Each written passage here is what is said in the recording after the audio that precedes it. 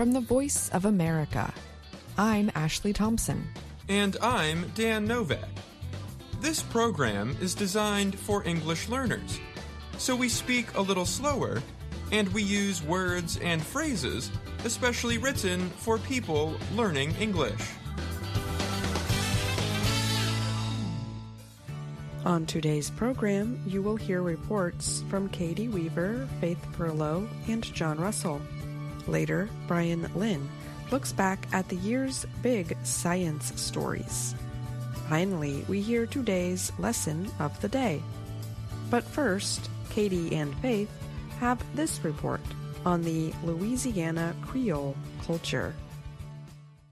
Language experts estimate as many as 10,000 people still speak the French-based language, Louisiana Creole. In addition, many others in New Orleans and across the southern U.S. state consider themselves part of the culture that draws tens of thousands of people to events.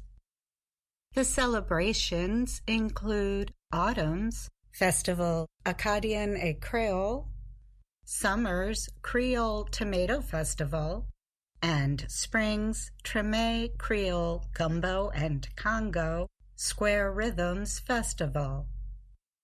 But for locals and visitors alike, everyday evidence shows how strong Creole culture is in Louisiana. The state's performance spaces and airwaves are often filled with the driving, rhythmic sound of Zydeco and other Creole and Cajun music. Louisiana's restaurants offer dishes with rich, complex flavors, including gumbo, hot sausage, red beans and rice, and shrimp étouffée. To celebrate Creole culture is to wake up and live in New Orleans, said Christina Bragg. She is a member of the Mahogany Blue Baby Dolls, a parade group for Black and mixed-race women.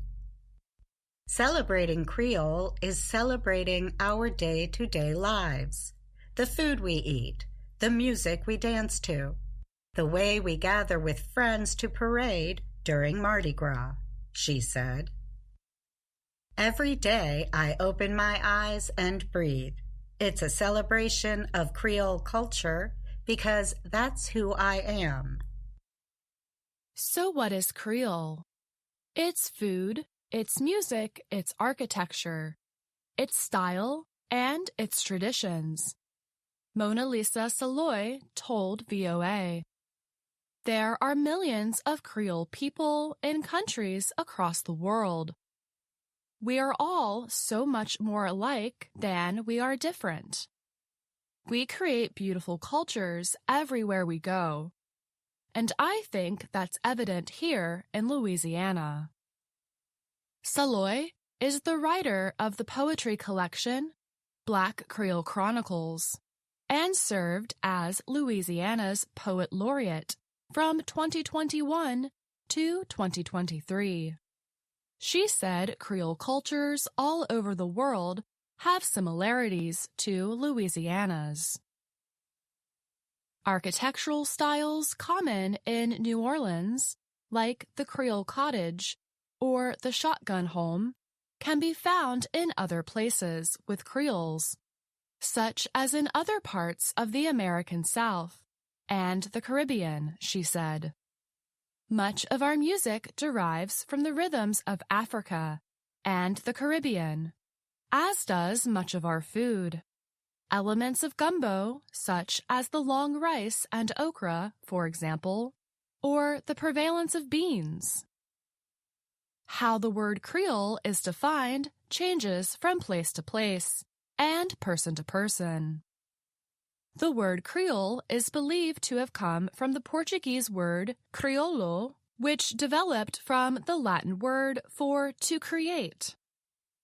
Some say it was used in the European slave trade, to describe a slave born in the New World and not in Africa. The word took on different meanings in different places. Creole in much of Africa and part of the Caribbean, for example, came to mean people of mixed ethnic or racial backgrounds. In Louisiana, the definition has changed over the years. Here, the definition kind of depends on who you ask. Said Vance Vaucresson. He is a New Orleans-based Creole and owner of a local restaurant, the Vaucresson Sausage Company. I prefer an inclusive definition, he said. By that definition, anyone born in Louisiana could be Creole. During our colonial era, it was meant to differentiate people born in the Americas, usually of French, Spanish, or African descent, from those born in Europe or Africa. Describing his definition, Vaucresson added, "It doesn't matter. If you're born here and embrace the culture, you can be Creole." I'm Faith Perlow. I'm Katie Weaver.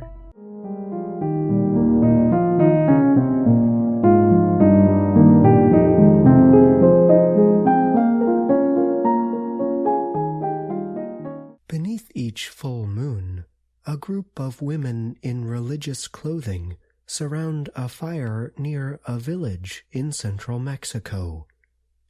They breathe in deeply from a joint and blow clouds of marijuana smoke out toward the fire. Despite their religious clothing, the women are not religious. They are part of an international group founded in 2014 called Sisters of the Valley. The group has promised to spread its ideas about the healing powers of the drug marijuana. The group also launched a successful small business in the United States, where about 20 states have legalized recreational marijuana use. It sells products made from cannabis, the plant from which marijuana comes. The Sisters of the Valley business made over $500,000 last year. But in Mexico, a drug war has hurt the country, and Christianity is built into society. The group says its image of marijuana-smoking nuns is like an act of rebellion, the women say. The sisters often post on social media, mainly Instagram. The pictures show them caring for cannabis crops, leading workshops, and attending cannabis-related events. Their business makes around $10,000 each year, small compared to their partners in the U.S. The 5 women are careful to hide possible personal and workplace identifiers in the images they post. They do business out of a building with a false storefront. Cannabis production is a legal gray area in Mexico. Much of the activity remains tied to criminal organizations called cartels. The women say they worry that both police and crime groups could threaten them. On a recent weekend, reporters from Reuters news agency visited. One of the nuns, who uses the name Sister Bernadette online, said the sisterhood is in a totally different context here in Mexico because of how religious the country is and because of the plant's ties to cartels. She asked Reuters to not report her real name as she feared attack or punishment if her identity is discovered. In her main job as a homeopathic caregiver, she prescribes marijuana to her patients with cancer, joint pain, and sleep problems. "We want to take the plant back from the drug dealers," she said. The sisters have borrowed some ideas from the Beguines, a religious movement that existed for a few hundred years, starting in the 1100s. The group, made up of single women, devoted itself to spirituality, scholarship, and providing aid to the needy. It was not officially connected to any religion. The sisters worldwide say they wear religious clothing called habits to demonstrate uniformity and show respect for the plant. With the help of Aleli Paz, a chemist and marijuana researcher working with the group, the sisters in Mexico grow a small crop. They grow the plants in old paint containers and place them in lines between 4 walls on a rooftop. Later, the sisters move the larger plants to private gardens. Their work is limited to weekends when they care for the plants and produce cannabis goods. The women visit other groups in the expanding cannabis community in Mexico City, pushing for full legalization. The women also give workshops that touch on everything from how to make products like cannabis infusions to the chemistry behind the plant. I'm John Russell.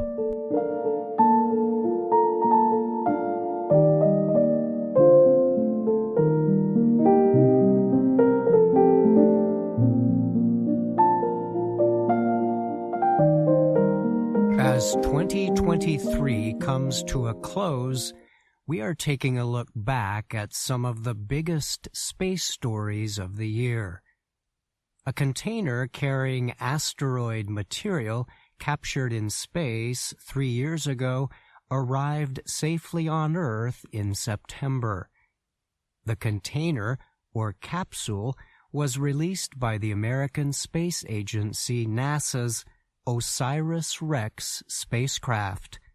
It floated to Earth and landed in a desert area in the western state of Utah.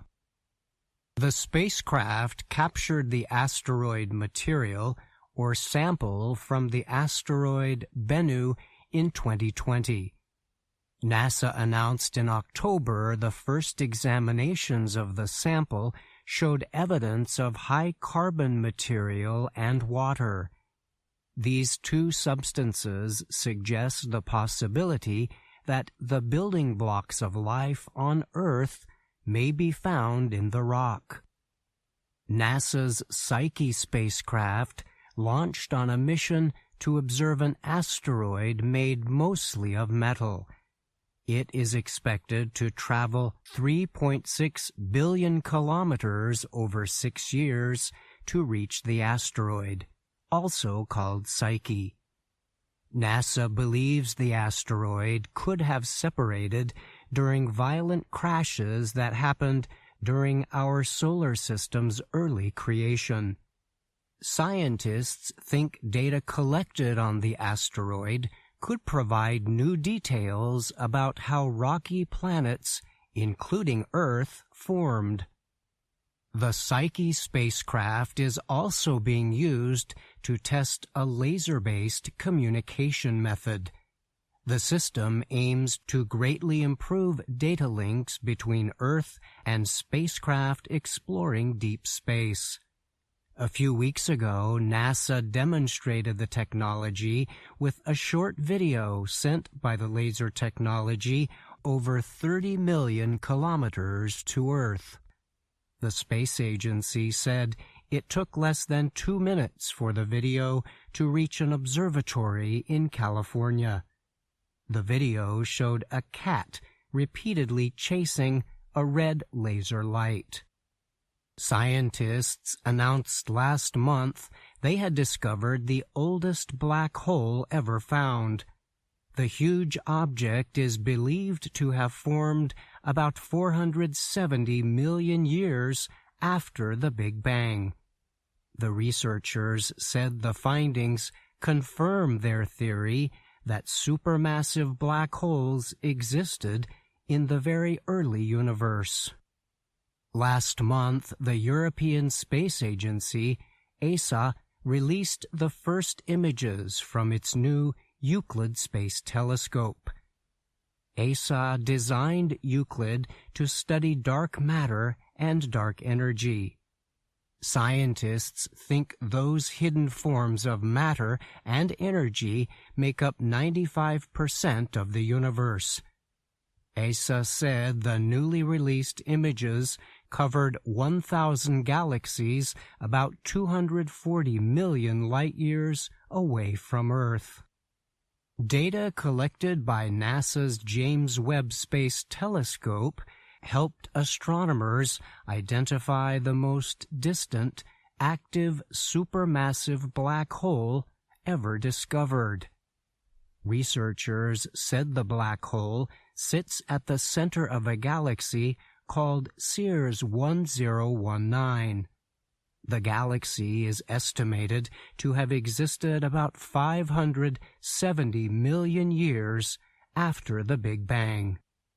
Earlier this month, NASA said its Ingenuity helicopter continues to perform well in tests carried out on Mars. So far, Ingenuity has completed at least 66 flights over the past 2.5 years.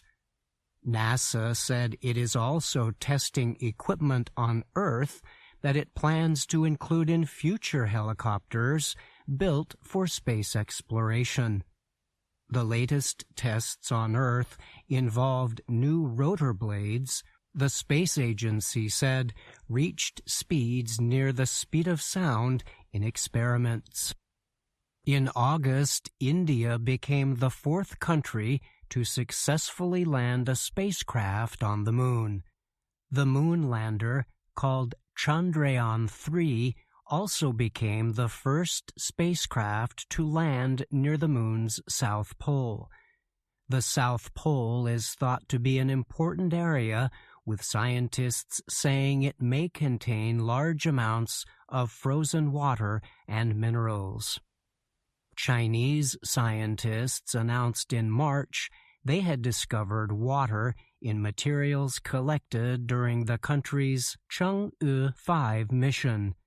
Researchers from Nanjing University reported the water was in the form of extremely small beads found in dirt collected in 2020. The scientists noted that billions, if not trillions, of these beads could exist on the moon, possibly providing a huge water source. But the team said mining the water would be difficult. I'm Brian Lynn.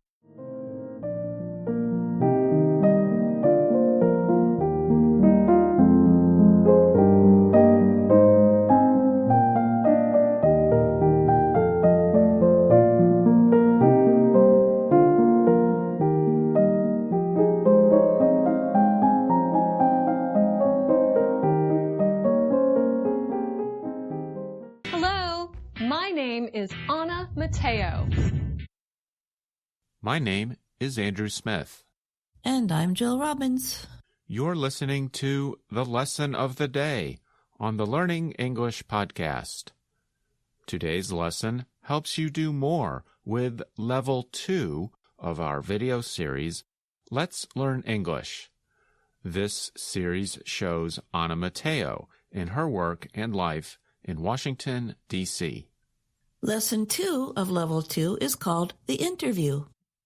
Anna's friend Pete has an opportunity for a new job. Anna's boss, Ms. Weaver, is going to interview Pete for the job. The person who asks the questions is called the interviewer, and the person answering the questions is called the interviewee. Right. Just like a company or person who gives a job is the employer, and the worker who gets the job is the employee. Anna also gets a new job or role, and that's spelled R-O-L-E, in Lesson 2. Your role at work means the special functions or activities you do. Anna still works for Ms. Weaver, but Ms. Weaver tells her, Anna, you're good at asking questions. So I want you to go back to hosting and reporting. Go back is one of many phrasal verbs you can hear in the video. It means to return. Let's listen to the robot teacher, Professor Bott, talk about them. I wonder what Anna's new assignment will be. Professor Bott here. While you are watching, look for phrasal or two-word verbs. Some stay together, like go back, and some can come apart, like give out. Good luck, Anna. In the video, the word assignments appears between the words give and out. That means give out is a separable phrasal verb. In other words, we can separate the two words and put another word between them. So Ms. Weaver is telling everyone what their new assignment is. Here's another example, this time with the phrasal verb turn on. We can say, please turn on the light, or we can say, turn the light on. Both mean to cause a light to shine. Now, let's see what else Ms. Weaver has planned for Anna. And be sure to listen for phrasal verbs as well. So, as I said at the meeting last week, I have new assignments for everyone at the studio. Anna, you're good at asking questions. So, I want you to go back to hosting and reporting. That sounds great. You're also a team player. So, I want you to team up with someone. That sounds even better. Someone who is very different from you. That sounds... What do you mean, different? Well, you are very cheerful. You're a people person. I want you to team up with someone who isn't. Ms. Weaver, I will find that person. What kind of person do you think Anna will try to find? Ms. Weaver said Anna is very cheerful and a people person. A people person is an expression that means a person likes to be with other people. Cheerful means happy and sharing good feelings with others. So if Anna teams up with someone different, that person probably doesn't usually want to be around a lot of people. Team up with is another phrasal verb. Dr. Jill and I team up with each other to do the lesson of the day on the Learning English podcast. So team up with just means to work with another person or group of people. Now let's listen and see who Anna finds. Pete, hi. Thanks for meeting me. Sure, but I don't have lots of time, Anna. I'm busy, looking for work. Pete, you can tear these one ads up and throw them away. I have good news. Anna, I was working on that crossword puzzle. Oh, sorry. Pete, forget about the crossword puzzle. I have a job offer for you. I'm listening. My boss wants me to team up with someone to host a talk show. But the person must be different from me. So I thought of you. Different from you? What do you mean? I'm sorry, Pete. I don't have time right now. Here's my boss's address. Your interview is tomorrow morning at 10 a.m. But what do you mean different? Just be yourself, Pete. Just be yourself. Anna takes Pete's newspaper and tears it up, or rips it, into two pieces. Tear up is a phrasal verb. And Professor Bott tells us about another one. Did you find any two-word verbs? Here's one example. Pete can throw the want ads away. Throw away is a two-word verb. Thanks, Professor Bott. But since our listeners are not watching the video, we should explain that throw away means to place something in a waste container. Now, let's see how Pete does in his interview with Ms. Weaver. Thanks for coming in, Pete. Thanks for the opportunity, Miss Weaver. I need to find out if you have the skills for this job, and I want you to be completely honest. Okay. First, let's talk about your personal skills. Pete, are you a people person? Well, okay. Sometimes I think people talk too much. Pete, what work of yours are you most proud of? Last year, I locked myself in a cabin and wrote a book. I didn't speak to anybody the entire time. It was the best 2 months of my life. Okay. I think I've heard enough. It sounds like Pete is not a people person. Do you think Ms. Weaver will team him up with Anna? Probably. By the way, Ms. Weaver used another phrasal verb there, find out. She wants to learn or gather information about Pete's abilities. That's because she wanted Anna to team up with someone different from herself. Grumpy is an adjective to describe a person's mood or personality. It describes someone who is a bit unhappy or does not share positive feelings with others. I remember some years ago on YouTube there was a grumpy cat that became very popular. The cat's face made it look grumpy. Yes. All you need to do is enter the word grumpy in YouTube or Google, and you will find many pictures and videos of that cat. So we find that Pete got hired for an unusual reason, because he was grumpy and not a people person. So that makes him different from Anna. Well, they say that good teams need to have different kinds of people on them. What does that say about us, Andrew? I think we have different ways of teaching, but together they work pretty well. In future episodes of Let's Learn English Level 2, we'll see the kinds of assignments Anna and Pete take on. And that brings us back to the phrasal verb from the beginning of the video. Listen. Hey, Pete, how was the interview with Ms. Weaver? Well, she said I was grumpy and not good with people. And I got the job! I knew it! Congratulations! Let's go celebrate! Okay. To take on something is to accept a duty, job, or responsibility. We say we take on a new job, we take on work, we take on a new role, take on responsibilities, and so on. And this phrasal verb is separable. For example, if we use the pronoun it, we can say take it on. But if we use a longer noun like assignment, we place that noun after the phrasal verb. So we say take on the assignment. We hope you will watch all the lessons in Let's Learn English to see what roles Anna takes on. And have you taken on a new role at work or in life recently? Perhaps you have a new job, or perhaps you have recently become a parent.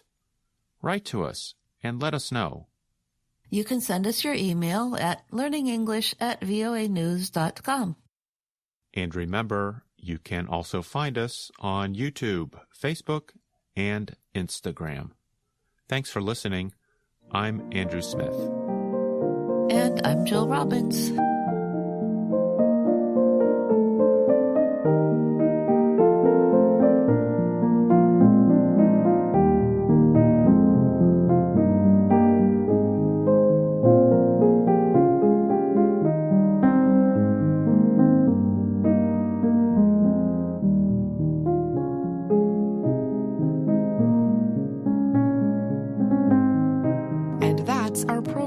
Today.